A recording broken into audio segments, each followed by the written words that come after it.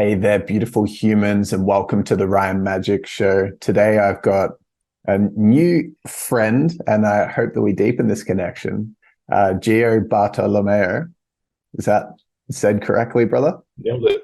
Nailed I it. know, Yeah. I know you as Gio. It's Giovanni, and Gio is a beautiful, embodied man that has been on a huge journey through life. He's a family man. He's a dad, a husband, and deeply into doing the inner discovery and work through plant medicine, breath work, and all the things. But you're also quite a driven man that's out there adventuring and exploring and have built up quite a lot of success in your life. And that's like a really big piece that I'm curious to explore with you today. So I'd love to kick off with hearing a little bit about your journey from life before spirituality and then what kind of happened to kick you into the path of awakening. Mm. And thanks for joining It's an as interesting. well. Yeah. Thank you. Thank you. It's a Yeah, you're pleasure. welcome. Excited to be here. It's an interesting question that you posed it. Life before spirituality, and I think the spirituality was always there, but the awareness wasn't yet. There was always something that was pulling my attention, curiosity in different directions. Even I remember, probably being like 10 years old and looking up at the stars and just wondering like, what is going on here? Like, what is this? Like, what is life all about?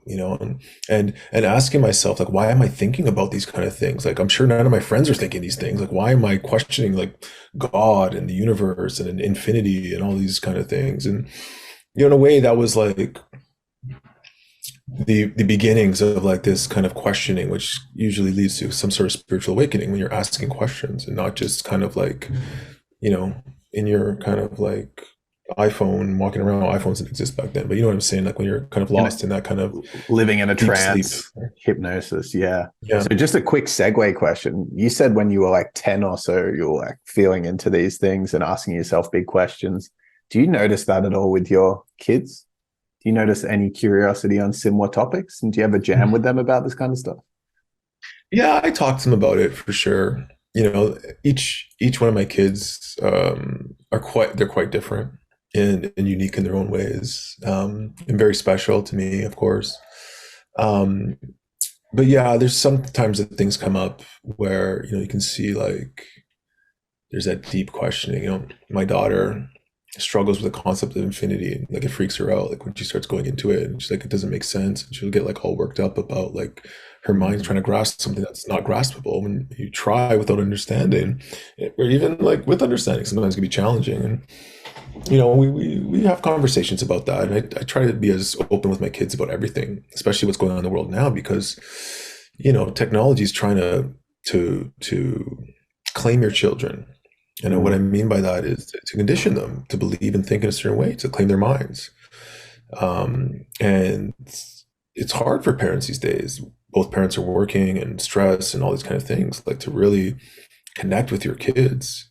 And most families that I know like rarely go to church or have no real spiritual connection. Even whatever you want to say about the church, whether you believe in it or not, there's some principles there that are founded in truth.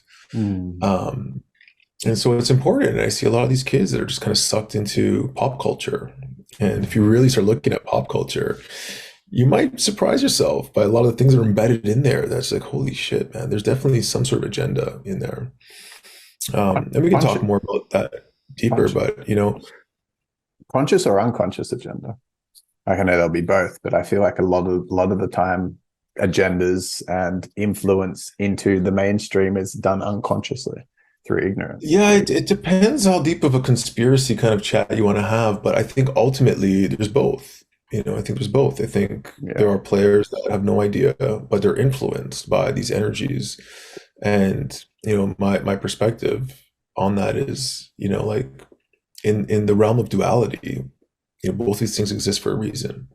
Mhm. Because the darkness is there to kind of push evolution, to push Yeah. that spiritual evolution, to make it hard, to make it challenging, to make Mhm. decisions when no one's looking, to sell your soul for fame and money, whatever you want to think. And as an entrepreneur, you get these opportunities all the time to make decisions, Mm. and those influences, that energy exists, always for you in your journey. It's going to affect everyone differently, but it's present always. And, at any moment on earth, there is the most perfect utopia somewhere that someone's experiencing.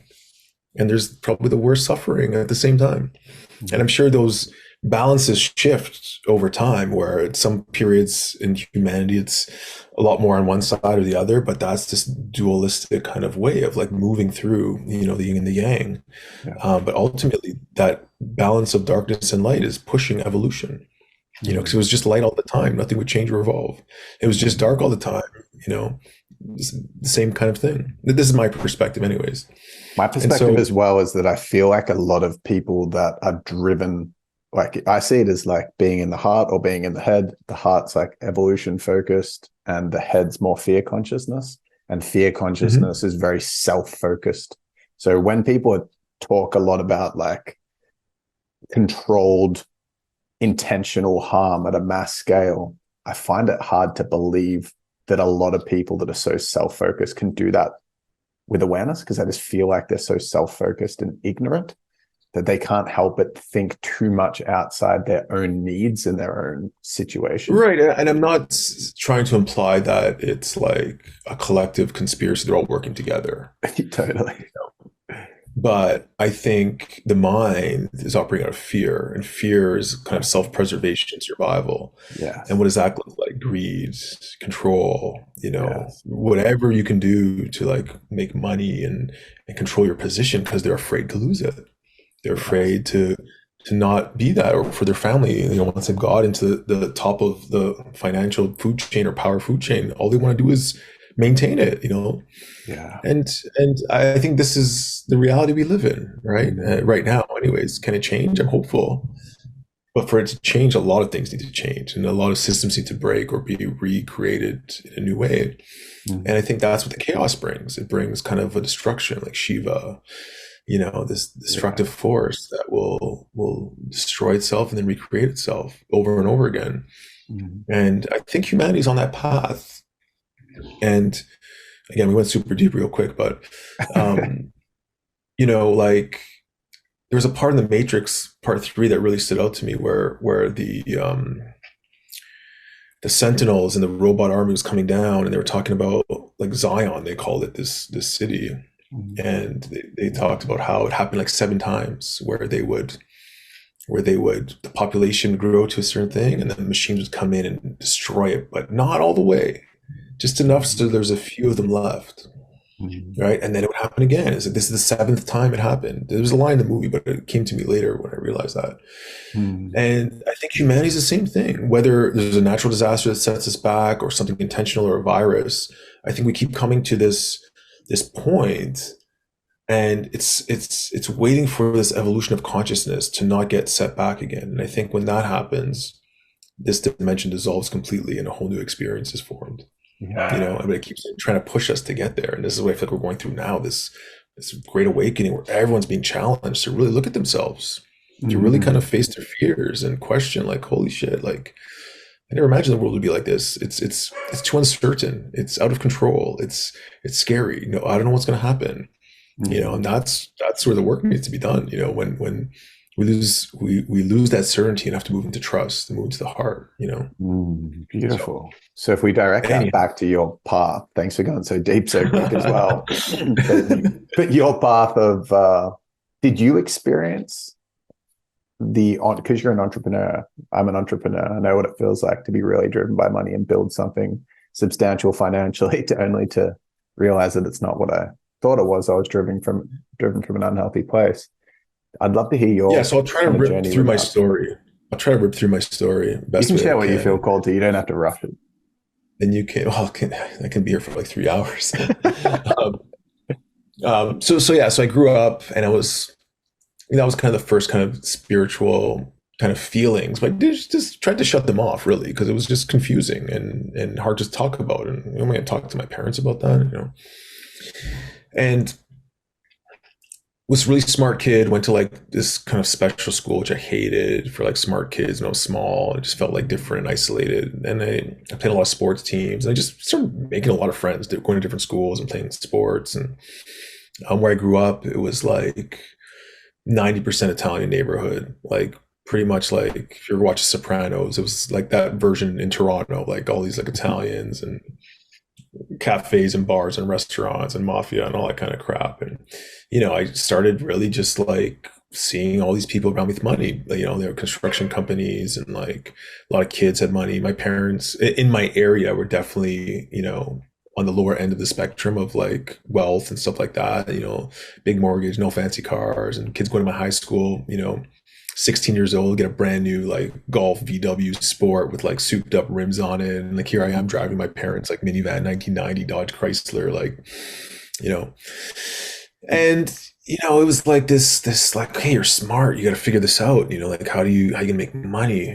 And so I started hustling, man. I just did everything I could to make money and went to business school, and my dad wanted me to be an accountant, a CA, and I kind of dropped out of that program and jumped into marketing, and then just started getting into business. I did construction business, I did food business, food manufacturing, food sales, from insurance, like you name it, man. I was just like, can we make money doing this? Like clothing company. I had this one company we started, it was called Socks with Locks. There were socks with little buttons on them. So you take them off, you snap them together, and you wash them, they come out already matched. That didn't go anywhere. They ended up on Dragon's Den like a few years ago, and everyone was calling me like, they stole your idea. Yeah, they can keep it. And yeah, so that was kind of like what life was like for a while, and then just partying a lot, started making a little bit of money, partying a little bit more, having fun, opened a tattoo shop downtown, and spent like crazy amount of money, opened this like 5-star tattoo shop with the tattoo artist that was just like a crazy guy. And I was very trustworthy and just trying to like just hustle and believed in people a lot. And a lot of those times, I'd make money here, lose money there. And then like my first real kind of spiritual awakening was something kind of happened where I thought I was sick. I thought I was dying. How old were you? And I was about mid-20s. Wow. And in that experience, I convinced myself that I started manifesting symptoms. Like they weren't real, but my mind, I stopped eating, I stopped sleeping, started feeling lethargic. And in that process, I started just looking up like natural cures and stuff like that, and started getting this first insight into like, hey, maybe like the world is not as nice and has my best interests in mind as I thought. Started looking into like natural cures and like the profitability of the medical system, and just sent me down this like rabbit hole of conspiracy theories. And it was interesting because like that like really brought me to a dark place of like my whole perspective of reality was shattered because I never knew any of this stuff before. And now I'm just like, oh, this, and it's almost like I believe everything other than what I thought is now the truth. And I could have really went into like a dark spiral there, but what happened was it kind of pushed me to become more spiritual and start believing in this higher power, where like there was like this fork in the road, like I quite clearly remember. And, started getting to health. I started, juicing and fasting, like a 55-day juice fast. I lost like 50 pounds, and I would supplement and work out and start meditating. And I'm starting to make some money around this time, maybe a few years before. And I remember I had this vision. This was like when the spirit started coming back into my life. And, so I finally have a house. I'm married, got a nice car in the driveway, one kid, I think one on the way at the time. And I'm sitting at the side of my bed. I have like this weird kind of daydream. It was quite surreal. But like I looked down at my hands, and I was looking at like my grandfather's hands. And in that moment, the thought and like this voice came into my head, and it actually came back in recently, which is interesting.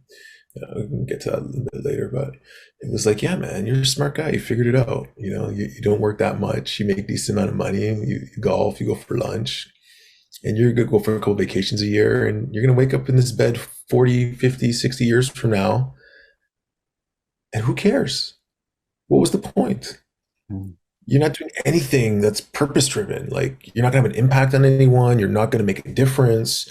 But that's okay if that's what you want. But like, no one's gonna care. Mm. And I was just like, shit, man. Like, what is my purpose? Like, is it to sell like food products and go on vacation twice a year and whatever? And I just had this awareness. It's like, yeah, man, you figured out how to kind of cruise through life at this stage by doing as little work and make enough money to just feel comfortable. But what's the point? And from that moment on, everything I was doing, I felt unfulfilled. This feeling, which I didn't know what it was, started to grow. How unfulfilling everything I was doing actually was. It was like, this is pointless. Like this is just trying to do things to make money. But I didn't know what to do about it because before, like I was always like problem solve, problem solution. This one, there was no clear solution for, like you're unfulfilled, figure it out. And that led me on a deeper spiritual path where, first thing obviously you do when you're going through that is you go to Google and like, what is the meaning of life? And, I started watching some YouTube videos, Alan Watts and Ram Dass, and started reading books on Stoicism and Buddhist philosophy. And at the time, my tattoo shop partner was a Hare Krishna, and I got into started reading the Bhagavad Gita, became vegetarian, I was just going down this path. And as I was kind of Googling, I was watching Alan Watts video. I'll never forget this. In the comments, someone mentioned like, yeah, if you find Alan Watts interesting, like Terrence McKenna will blow your mind. I was like, oh, who's that? Never heard of this guy before. Google up YouTube video, and that just sent me on like this Terrence McKenna like binge watch. Like he was such a poet, and we talk about psychedelics in a way. I was like, man, I remember eating mushrooms. I never experienced any of this stuff. So I'd be at a party, smoking a joint, drinking some beer, and like having some mushrooms. I never used them intentionally. And so, within a couple of days of watching videos, something was calling. Like I heard about ayahuasca the first time, and immediately this like beacon goes off. It's like, yes, there's something here for you. Go, like find it. How old are And you so at this point? I am probably, this was 2012. So I'm 30 years old. Cool. 2012, 30 years old. And I contact Rick Strassman, who was did the DMT molecule, and he was like, "Yeah, there's like," I was like, "Yeah, can I do a DMT study or something? Like, I'm curious." He's like, "No, there's nothing going on, but go check out this place. It's ayahuasca. It's safe there, and I know the guys who run the place." I'm like, "Okay." So I tell my wife, I'm like, "Hey, babe, I have to go to Brazil to drink some magical tea that's gonna make me hallucinate and vomit and shit my pants in the jungle. What do you think?" She's like, "Are you crazy?" So it took me a lot of negotiating, but she saw like how badly I wanted to go and kind of like where I was at, and so I went. And after that first cup of ayahuasca, like my life changed, and I died. I had a death experience, and it was very humbling because Mr. Know-It-All, although he realized he didn't know everything, because obviously, I made a lot of mistakes in my life, but like in this moment, it was like, yeah, almost nothing compared to the vastness of the universe and reality and consciousness. Like you're like, like a speck in this kind of vast sea. And I was starting from scratch again, and it just led me on this journey of like being like humble and being open and just trying to learn. And so, spending time in nature, drinking plant medicine, mushroom journeys, 5-MeO, DMT, and I started looking for other people because like when I came back from that, like I'm like, everyone's got to do ayahuasca. Like I found something, like man, and they looked at me like I had 3 heads, and I was just like, guys, got to try this. Like, oh, we're okay. And so after I learned to kind of shut up a bit about that, I decided to make a documentary about plant medicine. It's called Psyched Out. You can watch it on YouTube or on Amazon TV or on Gaia. Cool. And it was a wild experience making that, like the synchronicity and the things that happened, like blow my mind. I can share a quick story. Yeah. So I volunteered to work at this website at the time, because I was just looking for people that were in a similar wavelength, and they were talking about like spirituality, conspiracy, health, like all the kind of stuff that was going on that time, probably like 2015, 2014. And and so I decided to do this documentary because everyone I talked to, trying to convince them about ayahuasca and telling stories and facts and scientific studies and history, and like I got enough like to make a documentary. I've never made any movies before or anything like that. So I start interviewing people, and I get connected with Gabor Mate, and I fly out to Vancouver to meet with him and interview him. And Dennis McKenna, I got to interview him as well, and Rick Doblin from Maps, all these like heroes of mine that are like, OGs in the space. I'm meeting all these guys and creating a documentary. Cool. And Gabor Mate he's like, okay, there's two people you should try to interview, like as people who have transformed their lives through plant medicine. This girl, Lisa from Toronto, she was an 18-year heroin addict. And she has a crazy story, and you got to talk to her. And this other one, her name is Myung, and she's in Boston. And I'm like, wow, this is self-funded. I don't really have a budget. Like, I barely got out here, but I'm gonna look up Lisa in Toronto. But Myung, like, I don't think, maybe for part two. Yeah. So another guy that I interviewed was Dave, and he studied with the Shipibo for like 15 years down in Peru. Mm-hmm. And I had done this amazing interview with him, and it went perfect. And he was just so well spoken and talked about the medicine from his perspective and his journey. And I got Lisa from Toronto. She had a great story too. So these guys are all in the documentary if you ever end up watching it. And I'm going to skim through it earlier, and I'll also put it in the show notes so anyone that's curious cool. can check it out through there. Yeah. So I'm going to edit, and I get to Dave, who's the shaman. We get to his footage, and it's all corrupted. And I'm just like, damn, man, like this guy would come to Ontario like every once in a while, like very randomly. And I'm like, I needed that interview. And I'm like, man, this is crazy. So I email him just to see like when he's coming back in. Like, it's a long shot, but I'm like, okay, I'm gonna email him. This guy doesn't even have like a cell phone. And he responds right away. He's like, hey man, like, perfect timing. I'm actually gonna be there this weekend. This is like Tuesday or Wednesday. And he's like, I'm gonna be there this weekend up north here. Come and we'll do the interview again. I'm like, perfect. I got no crew, no real camera. Like, I had to borrow a camera from somebody. I don't know how to use it, sound, all these things. I'm just gonna go and figure it out. Yeah. So I get up there, and it just so happens that half the people there are from the Toronto film and music industry. So like expert professionals at camera setup and all this kind of stuff. So they helped me get all set up. So I got like a perfect setup. I do the interview. It's amazing. It was even better than the first one because I asked all these other questions that I thought about after that I didn't get to ask them. And after I finished the interview, I'm going back into the kitchen, I'm having a glass of water, and I'm just talking to this lady, and we're talking, and during the conversation, I kind of, look down at her hands, and they're kind of like these like deformed kind of hands. And, she mentions that she's from Boston. And I'm like, your name wouldn't be Myung, would it? She's like, yeah, how did you know? I'm like, well, you're never going to believe this, but Gabor Mate told me I should interview you for this documentary.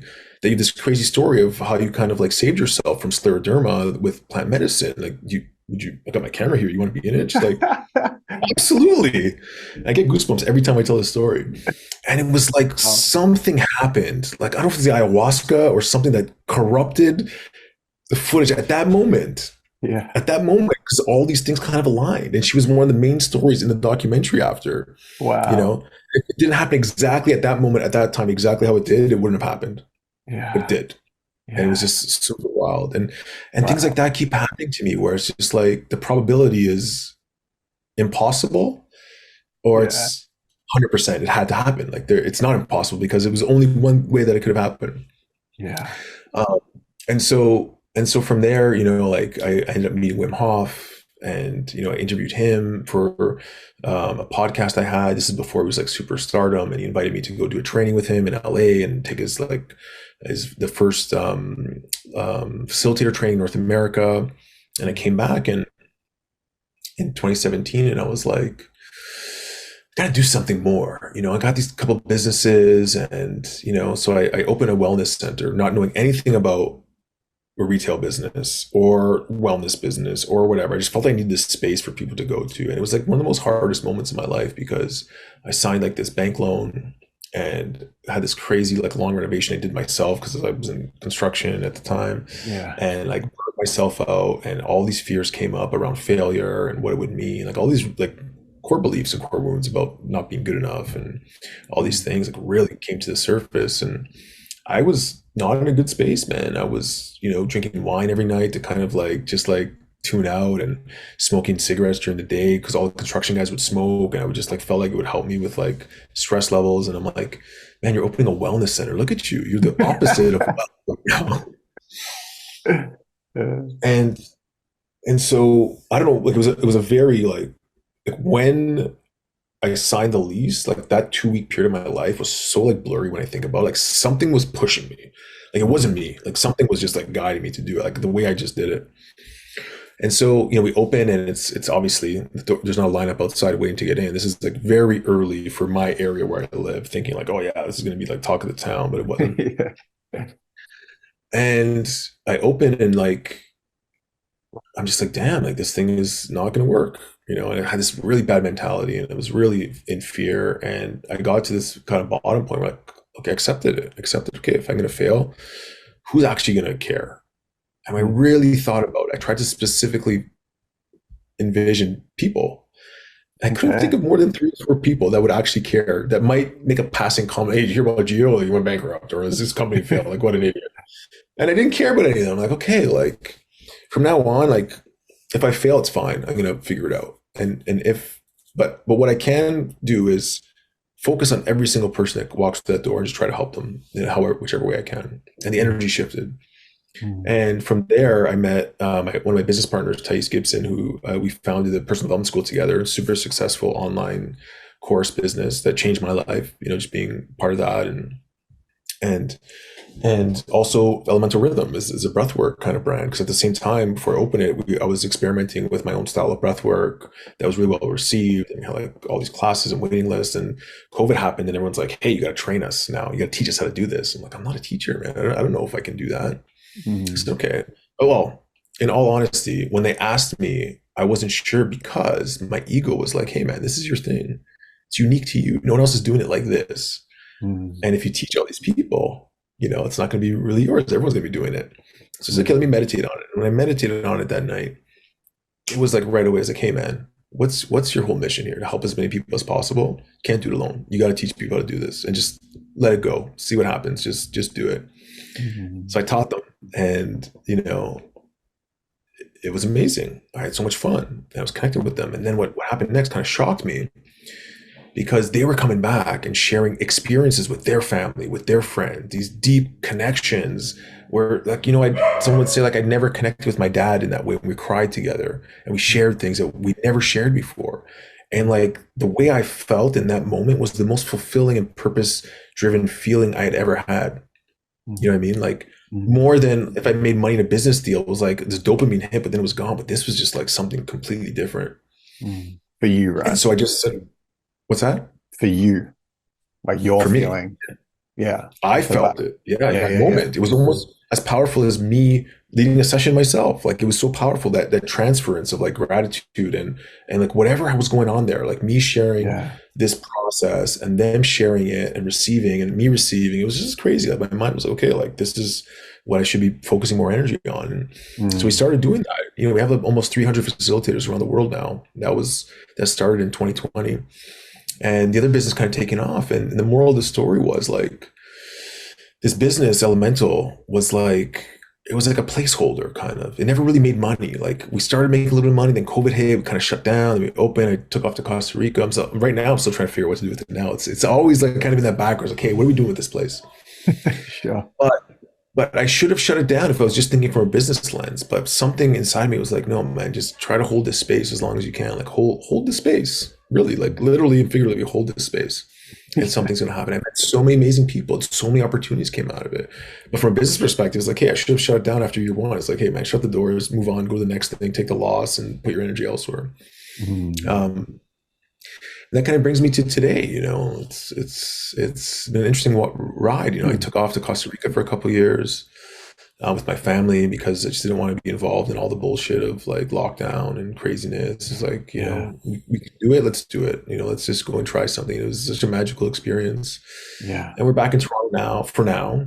And I'm still doing my work and just really trying to figure out like how to focus my energy best. Like Yeah. what is like my true essence that I should be really doubling down on versus trying to do these things that are robbing my time and energy, you know? Yeah. And it's Yeah. hard. It's been hard because as things work, more and more people bring things to the table and like, hey, let's do this, let's do that, or I want to partner with you, and I have a hard time saying no because I want to help people and I don't want to let people down. And I've been realizing that in the last year, that I have to be able to set boundaries. I have to be able to create that space for myself so that I can get clear on what I really want and how I really want to show up. So Thanks for sharing all that, dude. it's kind of like pushing the story in a short period of time as I can to bring it from, but the spiritual undertone was there the whole time, the whole time. Yeah. Well, the sincerity behind the way that you shared that and the intention we set for integrity before you jumped on really came through with that. And when we met in Costa Rica, there was like one main thing that for me was most valuable to feel in the way that you showed up in your essence, which was the unconditional service. That's what stood out to me. And the reason why, or what I saw was, well, Ricky, my best friend, and I had just moved to Costa Rica. We both landed there kind of for the same reason because of COVID and what you mentioned also that brought you there, wanting to find somewhere that felt safer and away from the chaos. And you were running an elemental breathwork. You had just moved from I'm pretty sure from Nasara to Uvita kind of area or Dominical. You were visiting there for a few weeks. Yeah, that's right. Yeah, you were visiting. And then like a few days after you arrived, you'd already run a breathwork thing. And I was like kind of in Costa Rica, feeling a little bit confused on what my next steps were in business and service and mission. And I just really was super impressed that you'd gone from Nasara, you're just on a holiday and first, or like a few days into this new location and you're already running a breathwork thing there. And it was just like, I could feel that you and your beautiful wife were just there to serve. And you're just like, screw it, we'll just put this on and just run this thing and do what we love. And however it goes, it's going to go, but we're here to serve. And I just really felt that. And then when I found out that you certified people, I was kind of curious about that because I know lots of people and have a business brain. And there's lots of people that have certification programs, but it was just very affordable. And that stood out to me as well, because it was like you're certifying people at that point. I know your price has gone up a little bit since then, but it was $1,500 US for a whole certification program at that point, I'm pretty sure. And I was like, that's so cheap to certify someone in a modality. It's only 2,000 now. We want to make it accessible, and it's like, but it's a reflection. It's a reflection of where you're at in service. And I knew that you were also business minded. So I kind of clicked in my own mind. This is someone that's learnt through their journey on how to connect to unconditional service and balance it in some way. So that's really what stands out to me about you and what you kind of shared there at the end of like, I'm at this point where I'm trying to figure out how to channel my focus and there's all these opportunities. And it just reminds me of how when we, in our present moment reality, have the messy fullness of our experience with crap everywhere and we feel like the unfinished job, other people can look at our journey and just be like, that's exactly what I wish I had that. And there's so many people that look at you with your modality and the service you have at the personal development school and you being a breathwork facilitator and all the inner growth and your relationship and your family and your lifestyle and just be like, that's so sick. Like, I wish I could get to that point in my life. And it's like your messy reality is like the dream of many others. It's perspective, like I'm super grateful for the life I have. Like I definitely wouldn't trade it for the world, although at times it feels like it's super messy and I just want to give up and just like go live in the jungle somewhere.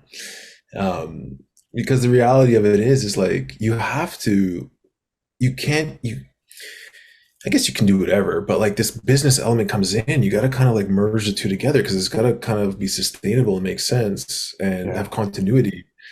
But what I'm realizing just recently is like, okay, like I don't have to follow some like set in stone trajectory of like everything needs to scale.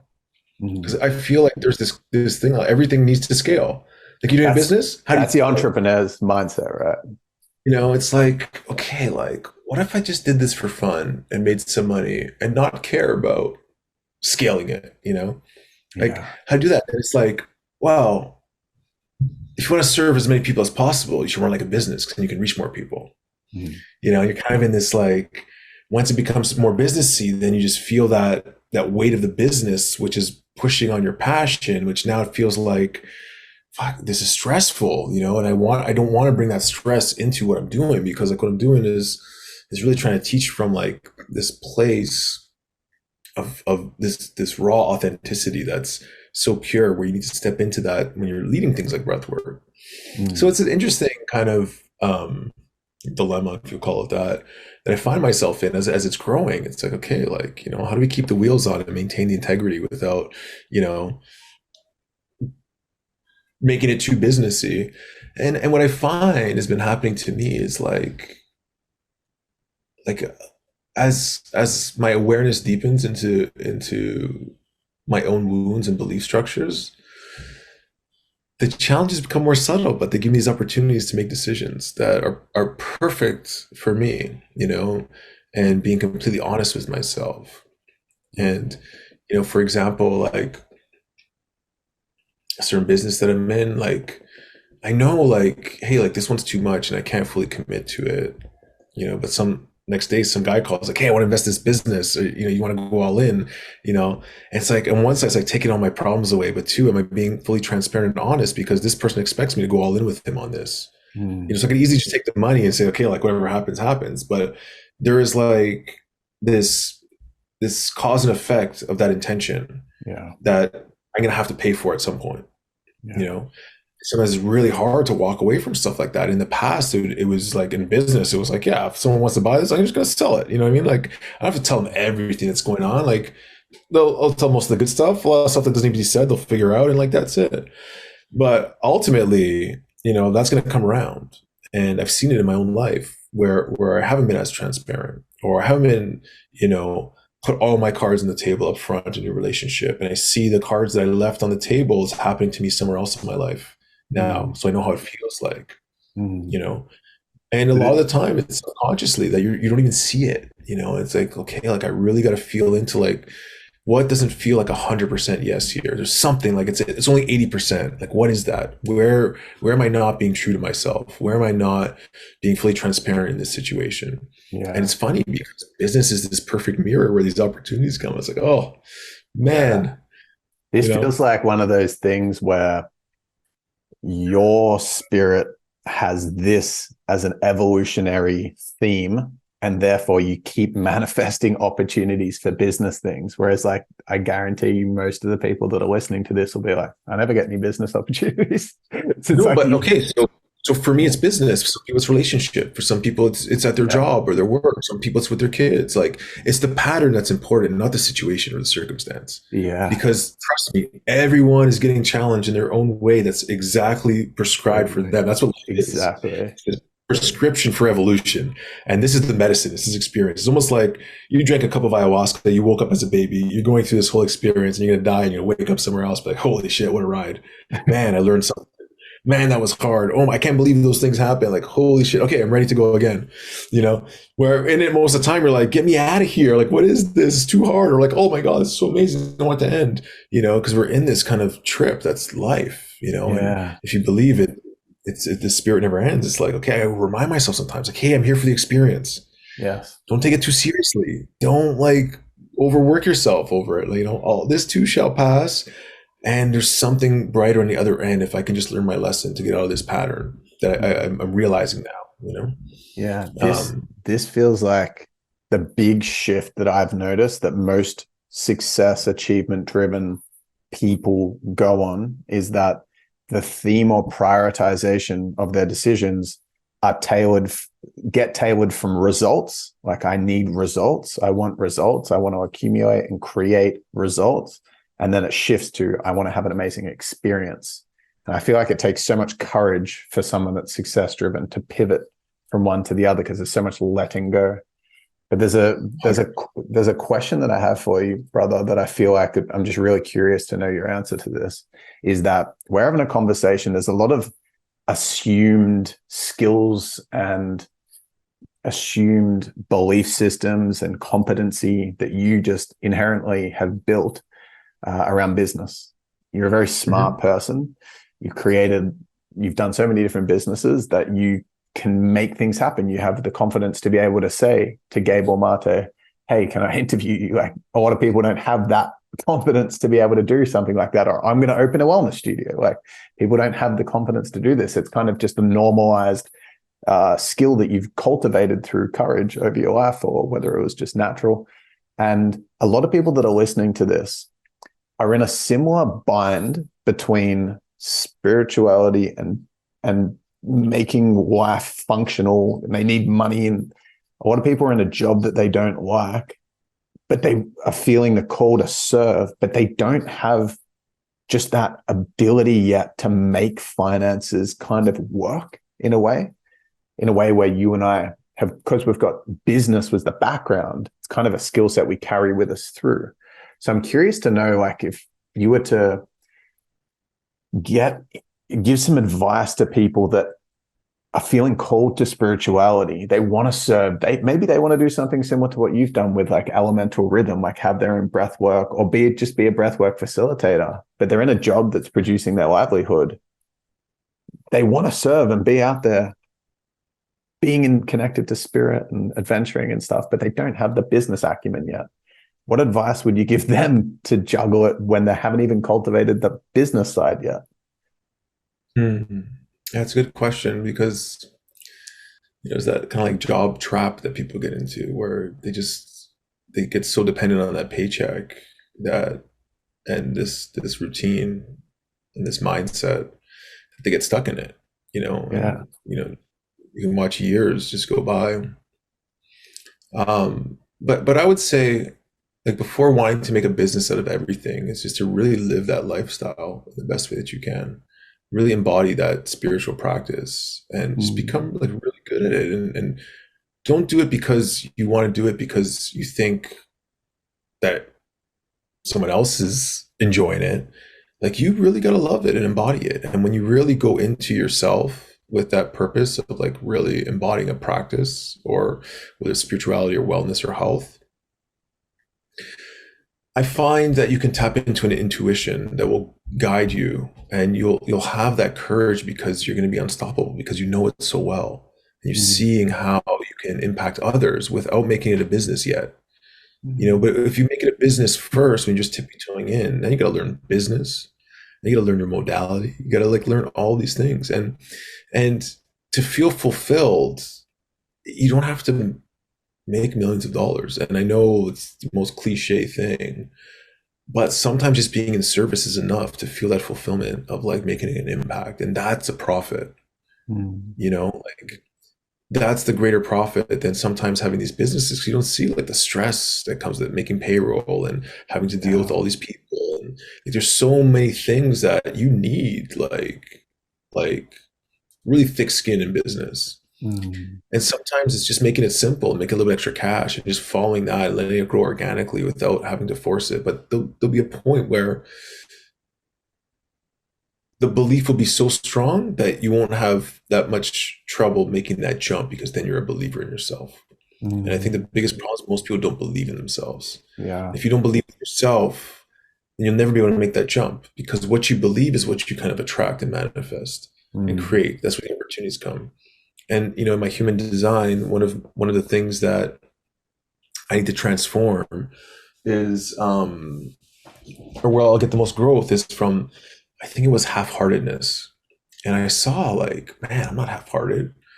But when I spread myself too thin, I wasn't fully committed to things, and I wouldn't believe as much. And they become anchors rather than, these businesses that are providing me all this thing. You get caught in this like anchor of half-heartedness, and then you start doubting yourself. And that's like the worst thing you can do in business, is start to doubt yourself. I think Because you're gonna. sorry to jump in there. I think to build on what you're saying there, a lot of people that get into personal development, spiritual development, but they haven't been in the business world yet. What you said, they lack self. They don't believe in themselves. There's a huge pressure or fantasy that's kind of spread through this online personal development coaching world, where there's like 6-figure this, get to 6 figures in 90 days. And there's case studies out there everywhere of people just like making it really quickly. And I feel like these people who have these passions, like let's say it's breath work, they're so quick to go, oh, I'm not doing a good job because it hasn't worked yet. Because there's that expectation that the whole space, the whole industry puts on quick results. Whereas like, I feel like patience, I know you've done a podcast episode on patience recently. I'd love for you to talk a little bit more about that.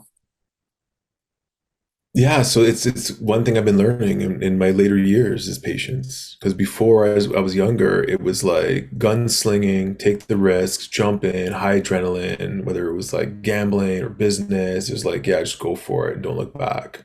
Mm. And I suffered a lot because of that. Emotionally, mentally, physically, spiritually. It was just crazy trying to keep up with everyone else. It's like, oh, I'm falling behind, like these guys doing that. Okay, let's go all in on this and that. And what I've learned is like there's this gift in patience where you can see in a different way in the present moment and beyond, and really feel into whether it's right or wrong. Like your gut instinct is telling you if something's for you or not. You know what I mean? And when you're not patient, you can't even hear it when everything is just like whatever. So like having a pause, having some time to contemplate, really feeling into like thinking about like the life like that, you know. But it all comes down to it's like becoming a master for yourself, not compared to anyone else, like really embodying something so you can share from this place of experience. And every teacher that I was ever drawn to was because they were embodying their own experiences. And I could sense that in the way they spoke or the way they taught. And I when I observed this, okay, like that's the way I want to teach. That's the way I want to be. I want to teach from my own experience. I don't want to read a book on how do you make $100,000 in 90 days. Not do it myself, but tell everyone, hey guys, I'm going to teach you how to make $100,000 in 90 days because I read this book, and fake it till you make it type thing. No, man, you're being inauthentic to yourself. Yeah. And you'll know when you're doing that because you're going to not feel good about it, or you're going to be so blinded that you're going to convince yourself that you can do it. But I think ultimately that catches up to you, like when you're out of alignment with yourself. So, that self-awareness piece, it's key. And breathwork helped me so much to unravel the layers, because a lot of the times we protect ourselves by convincing ourselves of things because we have a wound that we're trying to like not get access to. We don't want it to get kind of like putting a finger in the wound. Yeah. And for me, a lot of them that came up was fear of being alone, fear of letting people down, fear of failure. Mm-hmm. And I realized that a lot of these businesses I got into was like going to partners, maybe they're going to help me win, or I'm not going to fail by myself, or wanting to like please other people, or, like all these things where it's like, okay, man, like, why do you always feel driven to do this? So recognizing my own patterns and these subtle layers of awareness is like, because then once you see it, you can see it everywhere. When you can't see it, you're running blindfolded. You keep following the same patterns that are leading you into your own suffering over and over and over again. So what I would say is like, listen, you don't have to be the next, Bill Gates or Tim Ferriss, or, if you're feeling this conflict, what's that? Or Gabor Mate, or Gabor Mate, like find out your own genius, because if you're trying to be someone else, you're never going to be satisfied or happy.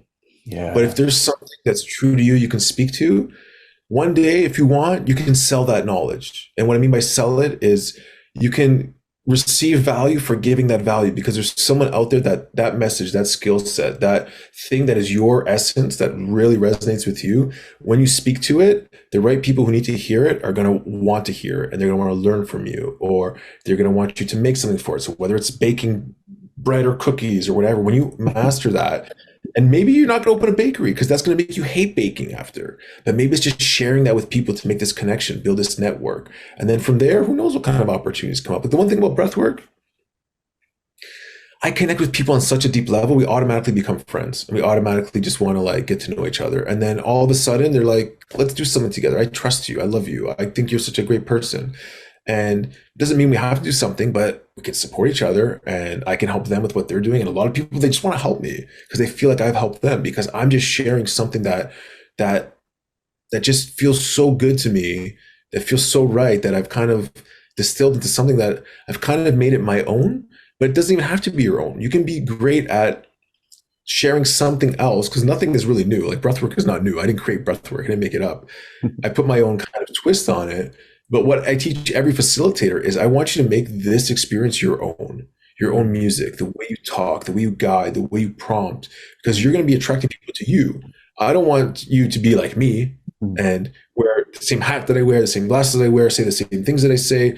Like I don't want that. I want you to be you because when you're going to attract people who are attracted to you, and that's when you're going to have the most success. And success is something you have to define for yourself. It doesn't mean money. Like what does success mean to you? Does it mean to have a lot of friends, to be respected, to be happy? Like, what does it mean? What would make you successful? And I tell people, like coaching clients, like, hey, I want you to define what success means to you in the next 12 months and how that feels to feel like it's been a successful year. And for a lot of people, when they really think about it, the money's there, but it's not what's most important. It's like, yeah, like I want to have this financial freedom. I want to have time freedom. I want to spend more time with my kids and family. I want to do X, Y, and Z. And I'm like, hey, like you don't need money to do that. Like half of the things you don't. And the ones that do need money, like really check in if it's going to make you happy or not. Like, a lot of people are like, I want a fancy car. You don't want a fancy car? What's that going to do for you? It looks cool. It sounds good. You get bigger bills, less seating for friends, Anyway. Yeah, dude. I went on kind of a tangent there, but I hope it answered your question. There's a lot of beautiful stream of wisdom there, so thanks for sharing. And one thing that was kind of coming up that I'd love to build on from what you said is this funny like paradox between people that enter into this personal development space of helping people. And you mentioned the people that you're most inspired by are those that are most embodied with their own personal experience. Like you can feel when they talk that there's a wealth of experience and wisdom that they've cultivated by being authentically themselves. And then like Wim Hof, through having his wife pass away and then going through this crazy journey, then there's like authentic wisdom that flows from that. But then the paradox is, well, it can take a long time to cultivate authentic experience. It takes a lot of patience, like we were just talking about then. For some people, usually the people that I'm inspired to learn from, it's their life's work that I'm excited to learn from, a whole lifetime of work. And so there's people that are... I'm crazy to see like how many 20-year-olds want to be like $1 million coaches. And like, it's like, hey, like it's good to be ambitious. It's good to be ambitious. But it's their own journey and it's perfect. It's just shocking to me. Like, and I'm the same. Like in my 20s, I was like, I'm invincible. I'm gonna do all this stuff. And I realized like, hey man, I was just so lost. But I had to go through that. I had to experience that. And now I have some experience. Now I can share. I know what that's like. Yes. Like it's gonna lead to the same place anyway.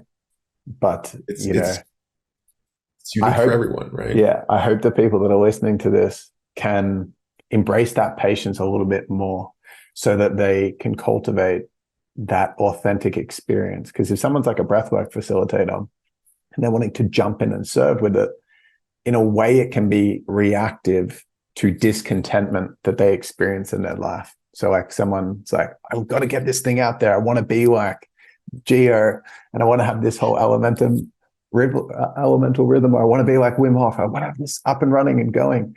But it's because they can't find the beauty of their current experience. And so it's like a knee jerk, but it has to be like this because I don't like my job. And I feel like there's so much beauty in being able to go, what you said, which is step one for people that are in that situation, like step into embodiment, like really become a master of your craft, like really learn how to love and embrace the fullness of what it is that you're being called to teach. How can you deepen into that? That might be a 5-year journey. or a 7-year journey. And even if you're working full time with some other job, there's still so much beauty that you can cultivate, an embodiment you can cultivate, that in the long run, you can then pour into the service that will expand way faster when you're actually embodied and ready to step into service. Yeah. And I guess the last thing I'll say to that is like, if you're really feeling that change inside of you and it's only fear that's holding you back, like what's the worst thing that can happen? You can find another crappy job that you hate if you need to go back to that security. Like so many of us will hang on to that 80% certainty that's super uncomfortable that we hate, where that 20% risk or whatever that's there can be like life changing. And like again, I'm not telling anyone they should quit their job, but to just start exploring what it could look like on the other side and feeling into like, it doesn't necessarily mean you have to start a business. It could be just a different environment or a different work or learning something new, just starting to like start thinking outside of everything that is comfortable to you and starting to like think about making that change. You only live once. If you spend 40 years living in fear of like certainty, the ego loves certainty. It'll love uncomfortable, shitty, like painful certainty over uncertainty. It'll check it every day. Like, what's behind door number 2? Leave all this behind. It's like, oh, I don't know why. I know what I'm dealing with here. Like, I could be a little bit worse, but I know what I'm dealing with here. And it's not easy for everyone to do that. And there's many times where in my entrepreneurial experience, in my mind, I'm like, man, I wish I just had a 9-to-5 job right now. Like, man, what would I do to like, and look at, and I compare myself to other friends who went to college or university that are lawyers. And I know I don't want to say their life sucks. I know I would hate to live that life. I would hate to work 14 hours a day and make all this money that I can't spend and enjoy and just be stressed all the time because I see it, Yeah. But like, a lot of time that perspective grass is green on the other side. Like, sometimes working 9 to 5, you shut off at 5 o'clock, and now you can go and explore nature, and you can do whatever you want to do, and meditate, and read books, and learn. And sometimes I can't do that because I can't shut my mind off because, like, I know all the stuff that I have on my plate and all the responsibilities I have. It's been a practice for me to really, this last year is like, how do I simplify my life? Yeah. How do I really cut away the complexity that is unnecessary? And be okay with it. Like, that's my clinging to. It's like clinging to this complexity because I feel like I need it to grow and to be business. Like, no, like it's okay. Like, cut. It's so funny that you say this right now because it was my next question that I had. It's kind of like leading towards the end of our chat, which is that you did a video about this. How like for most of the time, people will spend their first half of their life creating complexity, building, creating, accumulating, and just like trying to become more. And then they end up inevitably spending the second half of their life like undoing all that complexity. I'd love to hear, Right. like at the moment for you, like what do you think your current delayering of complexity is that you're transitioning through? So Your current theme. it's interesting because in order to see how complex and crazy it was, I had to push myself to like this point of burnout.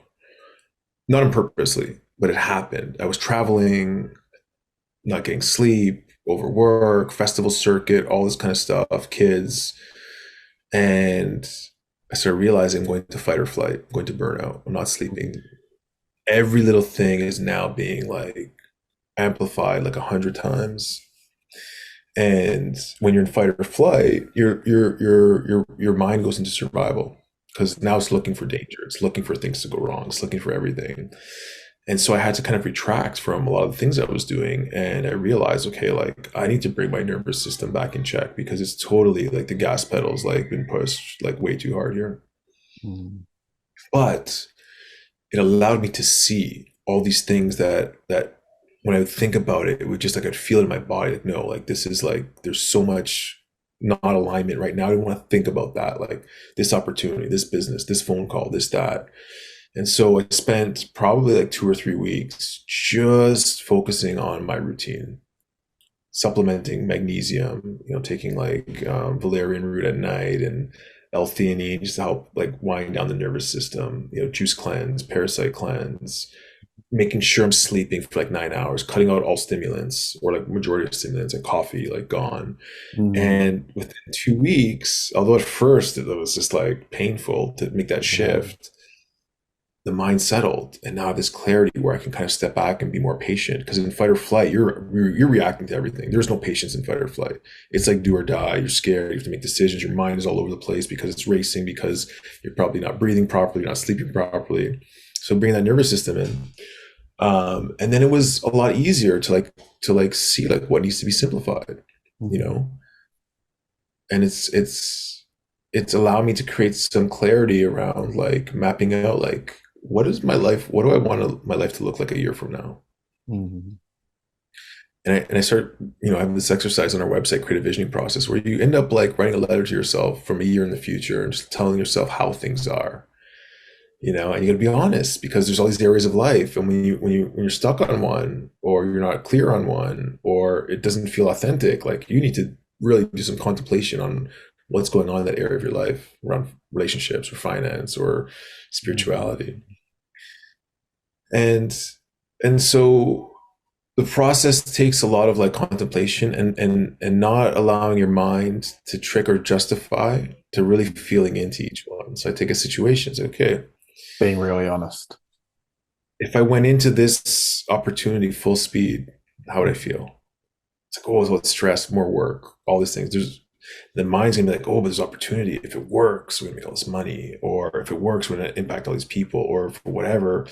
And then I'm just like, okay, what do I really feel around this? Like, like what is that feeling? And for me, it was pretty clear each decision what it should be, and Mm. now it's having the courage to make that decision, to take action on it, to say no to somebody, to close Mm. something down, or to open something up, or to whatever. It's like you feel it now. You have to have the courage to kind of make that decision. But if I wasn't able to quiet down and have the patience to kind of just like allow things to settle and really see how I feel, I'd be still making decisions out of this fight or flight, and pushing myself dark into deeper madness, like just like too much going on. Mm. But again, if I never got there in the first place, it wouldn't set off these bells. So like for me, it's crazy how it's all been coming to the surface, and questioning, why am I doing this? Am I supposed to be doing this? What's my purpose? Like, can I do this? Compare myself to others, and then coming back to like, yeah, you're not supposed to do it like him or them or that person who does something similar to you.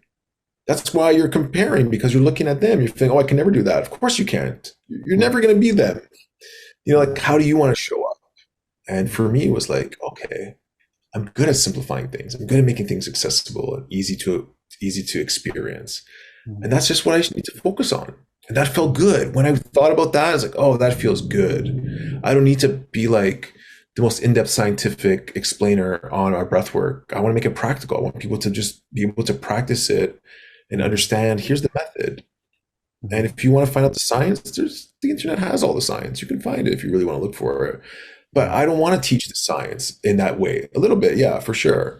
And there's people that ask about the science, and then I'm like, oh, I need to do more science, but I'm answering this kind of like one message that one person sends. It's not the truth for everyone, because you can't be everything to everyone. There's always going to be people that are going to not like what you do, want you to do it different, ask you for something, and you're going to feel like, oh, I need to please all of these things in business, in life, and everywhere it happens. Mm. But I'm learning, I got to be true to myself. It's like, hey, like you want science for breath work? Go see this guy over here. He's the best at science, and he'll show you.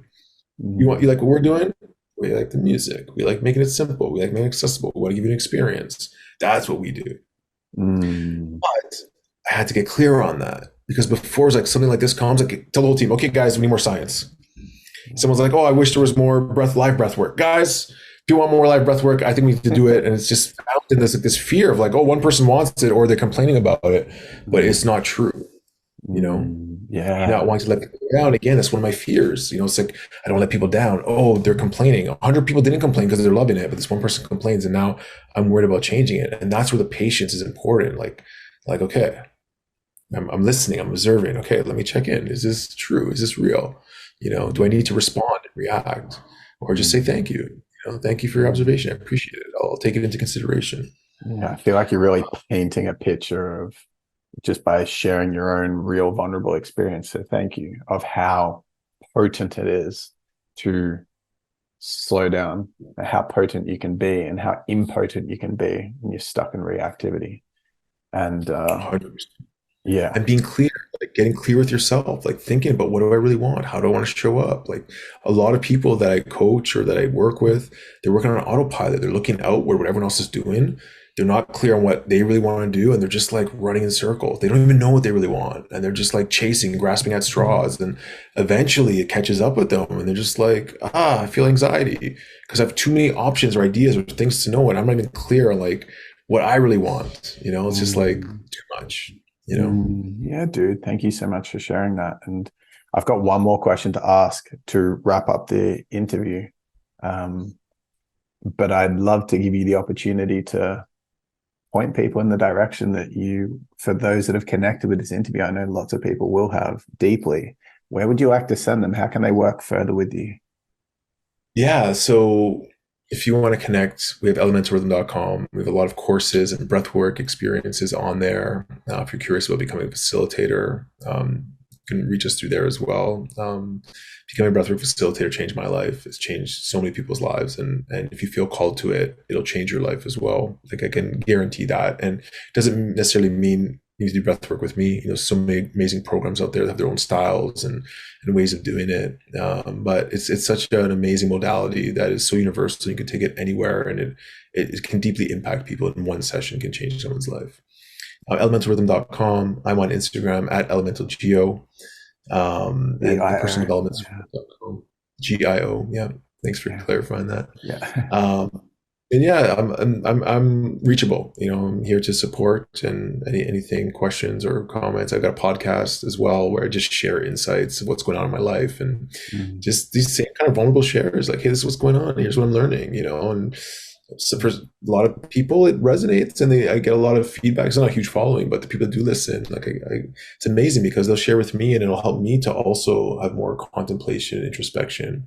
You know, like, hey, I'm not alone. Other people are feeling similar, or they'll share like how things are showing up in their life. So, yeah, please reach out if this podcast connected. I'd love to hear from you, and you know what resonates, or if you disagree with things and you think I'm like, you know, like totally wrong, or you have totally opposing. I love that too, because I love challenging my perspective, because that's how I've learned to grow. It's just to really try to understand other people's perspectives, and knowing that I may not be right.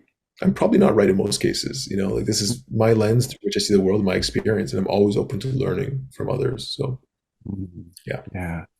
I really just am honoring the level of humility that you carried through this interview, just being open and vulnerably sharing for where you are. And I also wanted to speak to those of you that were listening. A big theme that we're saying today is about patience and service, and really embodying your craft before you feel the need to rush out there and get into service as quick as I can. And I got to make the money and I got to make it work.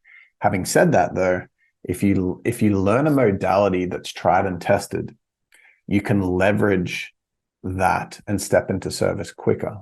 So if someone, for example, has experienced breathwork and they really loved it, I encourage people to go try Elemental Rhythm. I did. It was an amazing modality, a really unique way of breathing as well.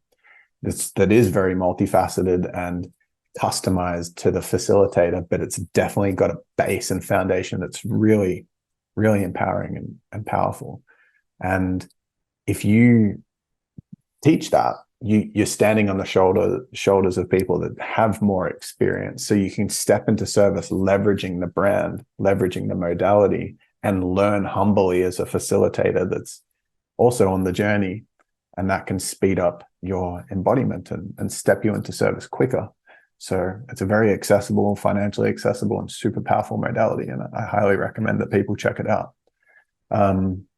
So final question that I have for you, Gio, is if I was to bring a random human to you, you don't know if they're male or female, you know nothing about their life situation. So they've been inspired by you. They've connected with you. They've listened to your podcast and they're just like, I know this guy has something that he can share. And I'm going to give him $1 million in exchange for what he considers to be the most valuable piece of wisdom that you currently know. What would you share with them? in exchange for that?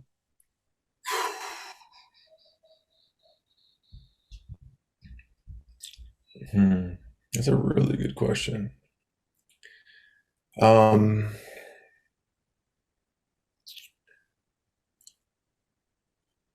that no matter where they are right now, good or bad, it's everything is happening for a reason for them. Mm. And in my own experience, the hardest moments in my life, although I wanted to escape them when they were happening, when I look back, they were the most important, and they taught me so much. And this surrendering to life in a way that's not giving up. It's really just allowing life to happen without trying to control it from here, and just following your heart and moving through situations as observing, like to learn. And instead of, like, why is this happening to me? Like from a victim, it's okay. Like, why is this happening to me from a more of a curiosity standpoint? Is a perspective change that happened for me. That allows me, even when I'm going through these hard situations, to know that there's something greater at the end of it for me. There's some like deeper kind of knowledge, and to bring your awareness to that. Like to be open to, like, as you're stepping into these things, like, it's just life is giving you this opportunity to grow now, or to change, or to expand, and it's not going to end. Life is going to keep throwing you these challenges, because what it wants is for you to continue to grow, and to just be open to that, so that they're not as painful, and you're not, resisting so much. Because what happens in those situations is you're going to keep this pattern is going to keep showing up until you figure out that, hey, it's not the whole world is against me, it's me. And when you look at yourself first in any situation, it's like, look within yourself to what is trying to be revealed, in a relationship as a mirror, in a business, in another person, in your family. Like, everything is a mirror to you. So when you're emotionally getting triggered or whatever, it's like, look inward, because that's where the answer is. Not, it's gonna be so much harder to find it outside.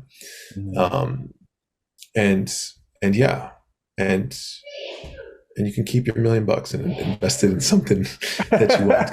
That's for free. That's for free, So yeah, so I guess that would sum it up if I would try to just impart one message to someone not knowing anything about them, and wanting some piece of advice that I try to live by, that I try to embody. You do live by that. You do live by that. I know that for certain. And thank you for sharing that.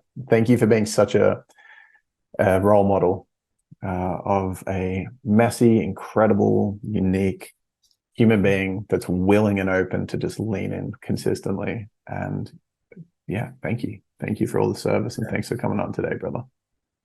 And yeah, life is good. Enjoy it. We're only here for one time. It's like, okay, when things feel crazy, it's like, okay, like, I'm in this part of the movie right now. Let's do it. Let's do it. And even though I see all these things, I too forget at times when it gets like really hairy. And I got to remind myself, like, hey man, this is going to pass. This is just a moment that you have to go through. There's something here for you. So it's not like I'm going through everything. It's like, oh yeah, there's another one, like blah, blah, blah. I'm not losing sleep over it. It's like, I got to feel it too, because if you don't feel it, it's not going to feel as real. And the greatest teacher makes you worry, it makes you double second guess yourself. It makes you find that belief inside of you. And that's why it's important, to really feel that. So yeah, I just wanted to clarify that. And in my life, even though, like, I don't know how this interview came off, if it sounds like it's super messy, but it's exactly where it's supposed to be. And I'm loving it, and there's good things and there's challenges, and I love the challenges. I get bored quickly. So it's exactly perfect for me. And I know, like, like, it's going to be a continued evolution, and there is no finite destination. If you think you're going to get to this point and everything's going to be fine, it doesn't work like that. Life, the heart is like infinitely expanding in all directions. The mind is trying to like pinpoint, if I just get this, then I'll be okay. If I just make $100,000 a day, I will be okay. But it never works like that, and it's never a linear path. But when you step into the heart, you can navigate the world so much better with like awareness. Anyways, okay, I know we're running out of time. I'm rambling now.